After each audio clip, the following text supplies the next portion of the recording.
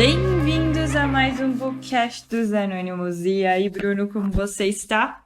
E aí, Paola, estou bem na medida do possível, graças a Deus. Estamos indo aqui em São Paulo com muita chuva, um pouquinho de frio, bem diferente do que eu acredito que você está aí, né?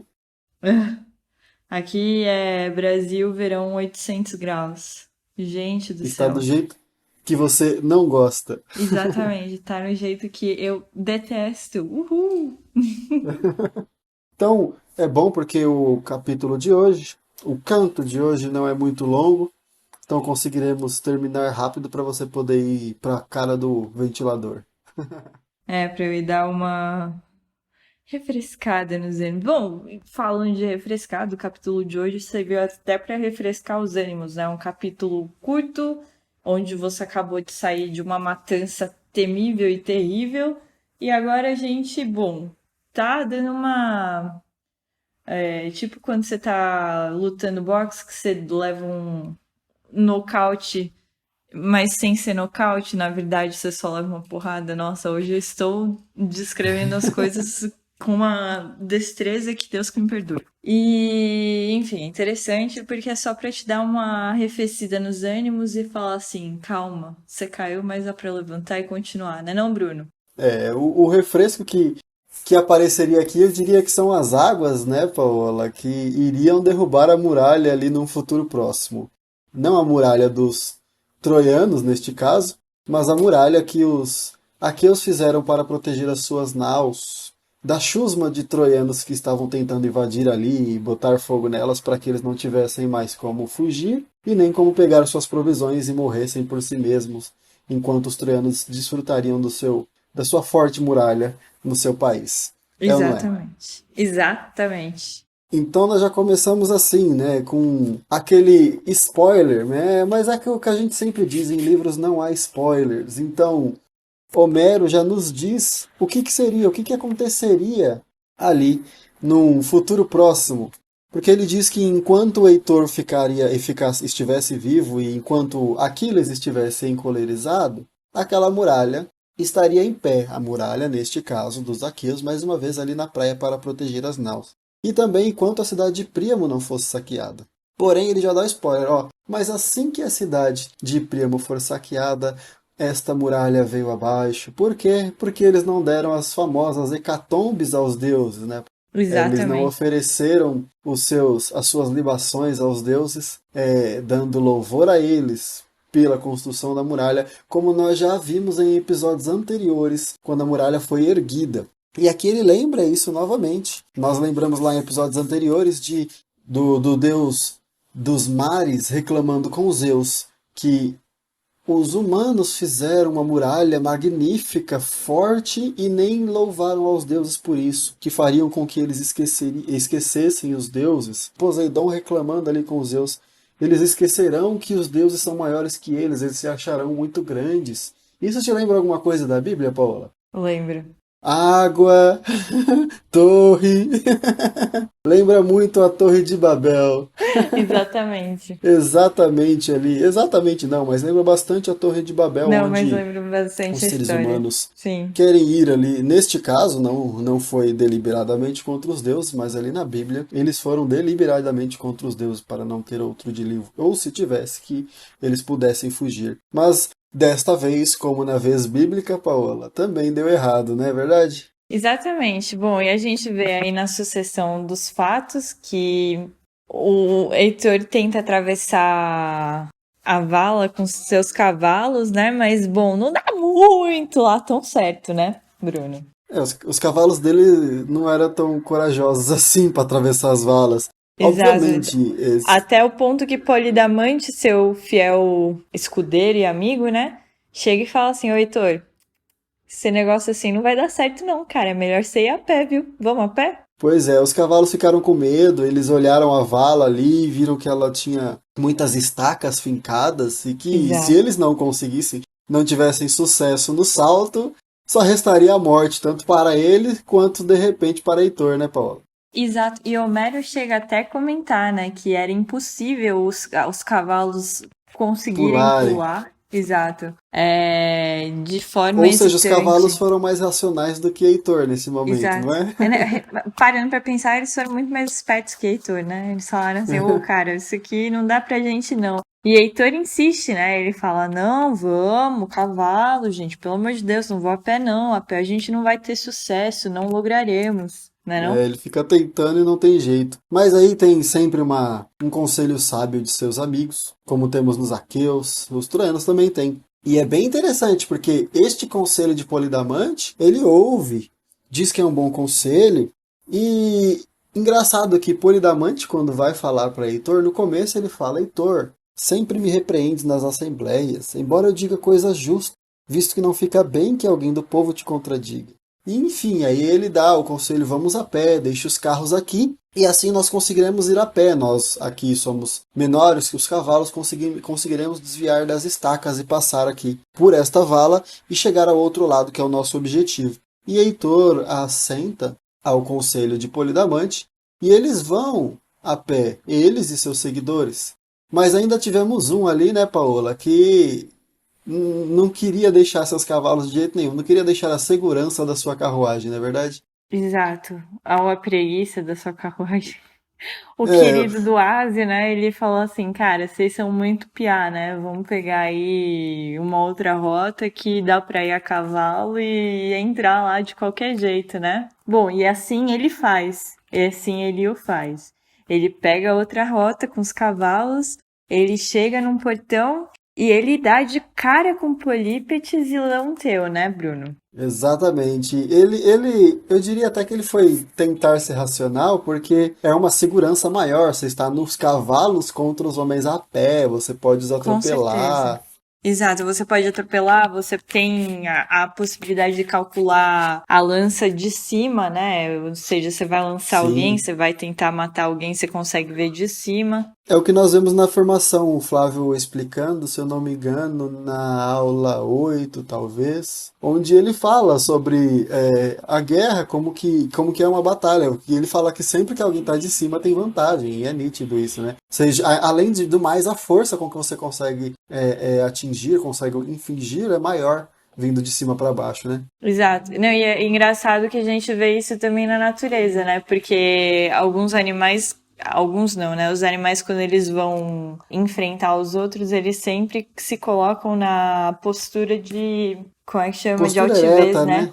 De altivez e de superioridade, ou seja, eu quero te ver de cima. E engraçado, porque antes de da gente começar o episódio aqui, teve um incidente do meu gato aqui, enfim, muito barulho. Eu tenho um cachorro e um gato, e é engraçado que quando o meu gato vai enfrentar o meu cachorro, que é tipo 3 vezes maior que ele sempre parte de cima. É muito curioso, que isso a gente vê na natureza também. Exato. E me lembrou também do livro 12 Regras para a Vida, agora que você estava comentando, Do do Jordan JP. Peterson, ele explicando das lagostas, como elas ficam eretas e como isso modifica até mesmo o resultado da empresa que elas estão tentando fazer, né? É bem interessante Exato. essa questão. Sugiro também este livro do Jordan Esse, Peterson, né? esse, esse capítulo é um capítulo super interessante e muito polêmico, né, Bruno? Pois é, exatamente. Mas eu diria que é um livro muito bom, Não, né? vale Já é muito a pena. consagrado, então não preciso nem falar isso. Exato. Então ali nós vemos Asio tomando essa rota alternativa para não largar os seus cavalos, e como a Paola disse, ele encontrou ali dois, a palavra que eu gosto, Paola, dois possantes guerreiros, Exato. Aqueus, Polípetes e Leonteu. E é engraçado que Homero fala que foi estutícia dele fazer isso. Ah, estuto, pois não sabia. Porque esses dois guerreiros, eles eram fortíssimos, inclusive mostra que eles conseguiram deter toda a hoste de Ásio, apenas eles dois, sozinhos ali, no portão, e eles não conseguiram entrar. Engraçado também, Ásio dizendo que Zeus, Zeus é um mentiroso, Zeus, seu mentiroso. Ele diz que ele é Ele. completamente amigo de mentiras, né? Exato. Pois ele diz que pensava que os heróis aqueus eram capazes de resistir. Ele pensava que os heróis aqueus não eram capazes de resistir às forças das mãos invencíveis deles. Mas E se ele fossem vê o invencíveis, eles contrário. teriam passado, né? O que não aconteceu, né, Paula? Exatamente. Ele blasfema Zeus, né, no episódio. Uma parte bem curiosa, muito interessante, porque ele realmente achou que, pô, a vitória ia ser doce igual tirar doce de criança, né? Ia ser fácil. E a gente sabe que Zeus nunca o quis assim e que, bom, o dileito de Zeus era Heitor. Se Heitor vencesse, tudo bem, mas não significa que nenhum dos argivos ou dos troianos iriam pagar o pato. Exatamente.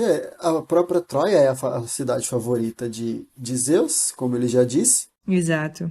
E Heitor, o seu guerreiro favorito, mas ele consentiu com o destino e, enfim, deixou que irá acontecer, acontecesse. E após Ásio fazer esta blasfêmia aos deuses, e principalmente ao principal deus dos gregos, que é Zeus, nós vemos ali outro sinal de agouro, Paola. Que sinal era esse, né? Um sinal bem comum. Inclusive, nós vemos esse daqui em várias literaturas atuais e as pessoas não sabem o porquê, né? É bem interessante. Exato. Bom, é sempre uma referência, né, que é a águia que voa pela esquerda dos troianos, né? E em suas garras ela tem uma cobra nas garras. Ou seja, pra gente, principalmente pra mim, a gente só tava querendo fazer o bendito do jantar, ou do almoço, ou do café da manhã. Exato. Mas a galera ali surtou, né, Bruno? Os troianos entraram em parafuso, falaram: Meu Deus, o que vai acontecer? O Zeus não está mais do nosso lado. Vamos perder a guerra, e agora, e agora, e agora? Não é não, Bruno? Exato. Essa é a diferença, né, de uma religião que vê em todas as obras da natureza agouros. Assim como nós veremos na Odisseia, quando Ulisses vê um rio ali qualquer, não sabe nem qual é o rio, já começa a adorar ele para poder se salvar. Aqui eles veem tudo como maus agouros ou bons agouros. Se a ave, a gente já viu em outros capítulos, passa pela direita, Aí tu é um bom senta e agouro. Se chora. a ave Exato. passa pela esquerda, é um mau agouro. E nesse caso ela estava levando a sua janta. E ali, essa questão da janta, ele até explica, é interessante, porque nós vimos que Heitor aceitou o conselho de Polidamante no início, onde o conselho foi deixar os cavalos e seguir a pé. Disse que era um bom conselho. Agora Polidamante vaticina. E ele fala exatamente o que aconteceria. Ele fala: Heitor, esta ave é um mau agouro. Ela quer dizer o seguinte: ela estar conseguindo carregar a cobra, e é interessante que a gente não finalizou, mas assim, a ave estava carregando, a águia estava carregando a cobra pelas garras para levar aos seus filhotes para comer e para ela também se alimentar. Só que a cobra conseguiu se contorcer e ferir a ave, com que a ave soltou a cobra e ela caiu bem no meio dos troianos ali, no sentido de um mau agouro para os troianos. Então, isso daí, segundo o vaticínio de Polidamante, para ele significava o quê? Que eles eram a águia, que estavam ali atingindo, né, atingindo a cobra, que são os aqueus, conseguindo a vitória ali momentânea em cima dos aqueus, que eram a cobra, mas que no final os aqueus iriam derrotá-los, né, ou infligir uma grande ferida, que é exatamente essa questão da cobra ferindo a águia. E aí ele fala isso para Heitor, só que o que Heitor faz? A outra vez ele consentiu ao conselho, agora não. Agora ele disse: Você está falando que águias e pássaros e cobras são algum sinal? Exato. Sendo que Zeus tinha me prometido a vitória, porque nós sabemos, Zeus manda a própria Íris no capítulo passado, né, Paola? Levar uma mensagem para ele. E aí agora ele está falando assim: peraí, se Zeus, o próprio Zeus me falou uma coisa, por que eu vou acreditar no que você está falando? E um detalhe interessante: no filme Troia, de 2004, que tem Brad Pitt como Aquiles, tem uma cena, mas ali é dentro do Palácio de Príamo, onde um dos conselheiros fala de uma águia passando pelo lado direito e que seria um bom agouro. E aí Heitor, também lá do filme, também fala contra isso. Fala: vocês estão falando de águias e pássaros como se fossem alguma coisa. Ou seja, ele realmente não acreditava nesse tipo de interpretação Exatamente. mística da natureza, né, Paula? Eu acho engraçado porque nessa parte aí, Heitor, ele dá uma certa dura em Polidamante, né? E depois ele ainda chega a ameaçar, né, Polidamante. Fala, meu, ó, você tá falando isso aí, essa piadinha aí foi muito engraçada, mas melhor você parar com isso, senão daqui a pouco você vai acabar meio sem vida aqui, né? Ele ameaça ele de morte, exatamente como Zeus faz também com Hera, logo no comecinho ali da Ilíada, onde ele fala que ela não poderia escapar de suas mãos irresistíveis.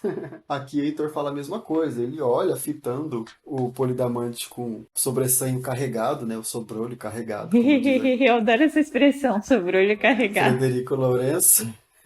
Eu sei, nós sabemos. Bem diferente do que você não gosta de Hefesto, você gosta dessa expressão sobre o carregado. Não, mas Bruno. E aí ele olha e diz que É. não agrada. Não, Diga, não, é diga, porque Paula, fala. eu ia reclamar de Efes e falar, cara, como é que vocês gostam? Não, não, não, enfim. Então, pulando essa parte da discussão de Efes, de novo. Continuando a história, bom, aqui aparece de novo um personagem muito interessante, que é Sarpedon, né? E Sarpedon é incitado por seu pai, Zeus, a ter força e a lutar contra os argivos. E não só ele, como Glauco também é incitado, né, Bruno? Isso aí, Zeus incita a força, né? Porque Sarpedon, como nós vimos nos capítulos anteriores, ele é filho de Zeus. Ele lutou contra o neto de Zeus, filho de Hércules, se vocês não se lembram, em alguns capítulos anteriores. Então Zeus incita a força no seu próprio filho, que estava do lado dos troianos, e esse incita Glauco também a guerrear. Zeus incitando força em Sarpedon, ele incita Glauco também para irem contra a muralha. E aí eles vão na muralha lá para derrubar e para deixar ela abaixo, abrir uma passagem para que o exército todo dos troianos pudesse entrar ali naquela pequena muralha dos aqueus. E eles estão bem ali na parte de Menesteu. Menesteu, um dos aqueus, cuidando de uma parte das muralhas para que não fossem invadidas e assim as suas naus chamuscadas ou até mesmo totalmente destruídas, deixando com que eles não tivessem nem o retorno para casa garantido, quanto menos a sobrevivência. E nesse instante que é bem interessante, Paula, porque ele grita pelos dois agentes. E o que dá a entender é que os dois agentes estavam perto. Não perto um do outro, eles estavam perto um do outro, não apenas isso, mas estavam perto do próprio Menesteu. Só que a gritaria da guerra era tanta que eles não conseguiam ouvir, ele não conseguia se fazer ouvir por eles dois. E assim ele tem que mandar um emissário, né, um dos seus súditos, para que chamasse um dos agentes, ou os dois agentes. E aí ele fala assim, ó, o melhor dos mundos seria que viessem os dois agentes. Porém, Mas se vier só um, tá ótimo. exatamente. Se vier apenas o Ajax Telamônio, o baluarte dos aqueus, já ajuda a gente. Exato. E quem que aparece, Bruno? Exatamente Ajax Telamônio, né? Exato, aquele homem gigante, na minha opinião, possante, pelo menos para eles, com certeza ele era gigante. Possante. E nós vemos, olha, parece que é uma cadeia de acontecimentos, né? Os primeiros cantos que a gente tomou aqui eram todos falando quase que absolutamente de Diomedes, né? O grande guerreiro ali fazendo chacinas, e Ajax aparecendo em alguns momentos ou outros. Agora que Diomedes se machucou, o Ajax começa a aparecer muito mais, né, Paola? E ele é realmente um grande guerreiro. Inclusive ficou entre ele e Odisseu, um spoilerzinho pro final. Ficou entre ele e Odisseu. Receberam um grande prêmio de grande guerreiro no final. Eu não vou falar o que nem de quem. Mas enfim, ficou entre eles dois. E Ajax foi esse grande guerreiro e ele foi aqui ajudar. Menesteu ali nessa briga, nessa chusma de pessoas. E ele já começa daquele jeito, né, Paulo? Ele já chega, mata um amigo de Sarpedon, Já fazendo chega com que... chegando, exatamente. Já chega como?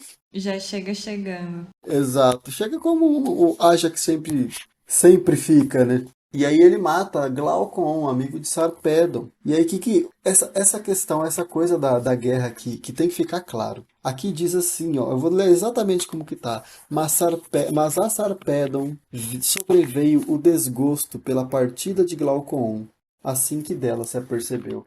Então, mais uma vez, toda vez eu insisto nisso, não romantize desgraça, não é bonito.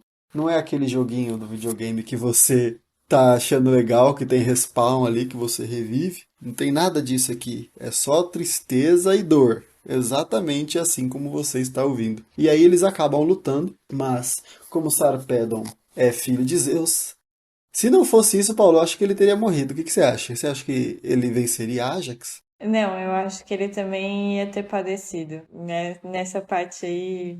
Cara, é Ajax Telamônico. Tipo, não, Pois não é, tinha nem chance, se ele fosse um raiz mortal, de conseguir sobreviver. Não foi sorte, foi Zeus.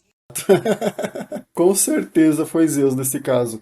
Porque Sarpedon também era forte. Ele tanto que ele tira as ameias. As ameias são as partes ali da torre onde as pessoas conseguem colocar a cabeça. Imagine aquelas muralhas antigas, onde é tipo uns quadriculados assim. Tem um espaço e aí tem um negócio mais alto, depois tem o espaço. As ameias é bem exatamente aquele meio, onde as pessoas conseguem colocar a cabeça. E diz que Sarpedon pôs a mão ali, com as mãos possantes, ela agarrou, puxou e ela cedeu inteira. Mas aí veio contra ele Ajax e Teucro, e Ajax atingiu ele. Na verdade, Teucro atingiu ele com uma flecha, né? Uma flechada, porque era a especialidade de Teucro, nós vimos nos capítulo 10, se eu não me engano, que Teucro faz também uma grande chacina ali com sua flecha. Então era um bom arqueiro, o irmão de Ajax, Teucro. Mas enfim, se não fosse, eu acredito realmente, se não fosse Zeus, ele não conseguiria de maneira nenhuma resistir, muito menos aos dois irmãos, né? E ele já foi ferido, já tinha sido ferido pelo próprio sobrinho, vamos dizer assim. Sobrinho, né? Porque filhos de Hércules também, Hércules era filho É de filho de Zeus. Hércules, que é seu irmão? Exato. Exato, E aí exato. agora ele é ferido de novo por Teucro.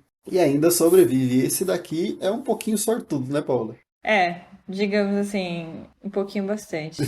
Bom, e aí a gente entra para os finalmente do capítulo, que é a parte mais interessante, né? Que Heitor chega lá poderosão e ele fala assim: Bom, eu vou destruir esse portão de qualquer jeito, com uma pedra. E com uma pedra ele destrói o portão, não é mesmo, Bruno? Exato, eu falo, não tem como esse cara não ser gigante, olha. Ele joga a pedra quebra o ferrolho do portão, velho. Eu não consigo imaginar um negócio desse. E aí fala, obviamente, que a pedra era enorme, e ele joga, a pedra destrói tanto o portão quanto o ferrolho do portão. E Homero diz que se fosse, novamente, aquela questão, né? Se fosse dos homens de hoje, nem conseguiriam levantar. Mas com facilidade levanta Heitor. E diz que o filho de Crono, ou seja, Zeus, deixou a pedra leve para ele. E assim que ele lançou a pedra, destruiu tudo. E aí caiu com o portão e tudo lá dentro. E ainda fala que gemeram alto os portões, ou seja, fez um barulho terrível ali com a queda dos portões que provavelmente eram grandes e pesados. E aí o que acontece? Eles conseguem finalmente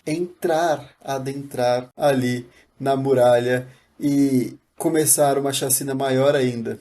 Né, Paula? É, exatamente. Bom, os argivos nessa aí se deram bem mal, mas no próximo episódio a gente vai ficar sabendo o que mais poderia ter acontecido, né, Bruno? Bom, e antes disso tudo, já se inscreve no canal, deixa aquele like maroto, se inscreve no podcast também, né, Bruno? Que sempre a gente solta novos episódios e a gente também vai fazer o especial de 1984.